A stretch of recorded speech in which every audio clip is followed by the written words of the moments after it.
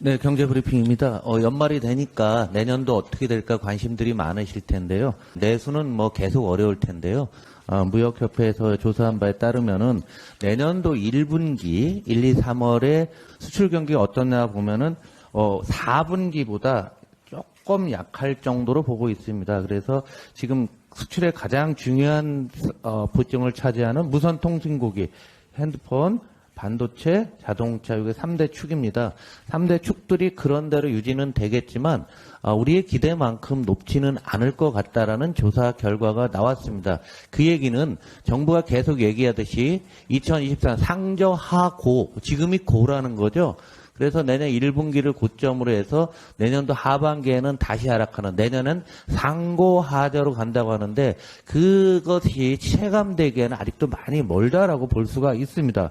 그러다 보니까 기업들은 경총에서 조사했는데요. 내년도에 긴축 경영을 할 거다라고 응답한 비율이요. 계속 높습니다.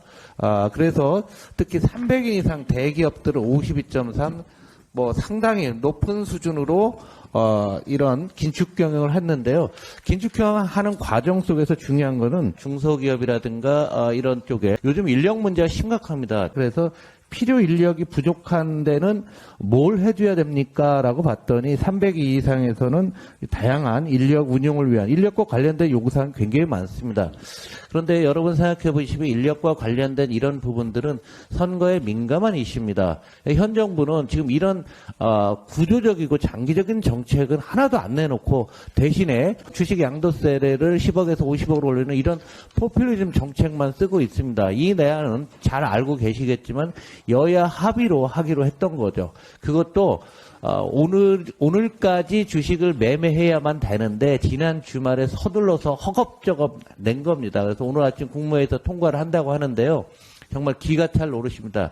주식시장이 제일 싫어하는 것은 불확실성입니다. 공매도 문제도 한번 보십시오. 날짜를 정해놓고 이 기간 중에 공매도를 금지하겠다. 이런 정책이 어디 있습니까? 주가가 얼마 아래로 떨어지면 투자가를 보호하기 위해서 정해야 되는 거죠. 이러다 보니까 1,400만 투자자들은 불안할 수밖에 없습니다. 이것을 예상하고 11월, 12월에 이미 코스닥 주식이라든가 많은 기업들을 팔은 분들이 많으실 거예요. 더군다나 연말에 갑자기 양도세 기준을 상향시키면은 그럼 그분들의 입장에서는 뭐냐라는 거죠. 1,400만 투자가들은 정부의 이런 정책들을 놓고 보면서 투자를 늘리기는커녕 줄일 수밖에 없다라는 거죠. 정부 스스로 불확실성을 만들고 코리아 디스카운트를 만들고 있습니다. 마지막 페이지 그림을 놓고 보시면 한국 경제의 주소입니다. 주식은 경제를 비추는 거울이라고 합니다.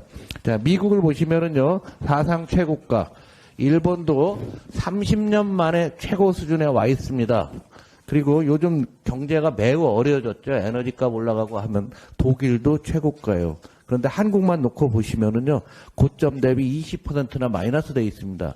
1,400만 주식 투자가가 정말로 힘들고 어려워하는 것은 정부의 개념 없는 정책들, 선거용 단기 정책들, 시급히 서둘러서 내는 아무 준비 없는 정책들의 누적된 효과가 바로 세계 평균 대비 한국 주가가 20% 이상 싸져 있다는 얘기죠. 현 정부는 선거용 정책을 중단하시기 바랍니다. 경제는 민주당이었습니다.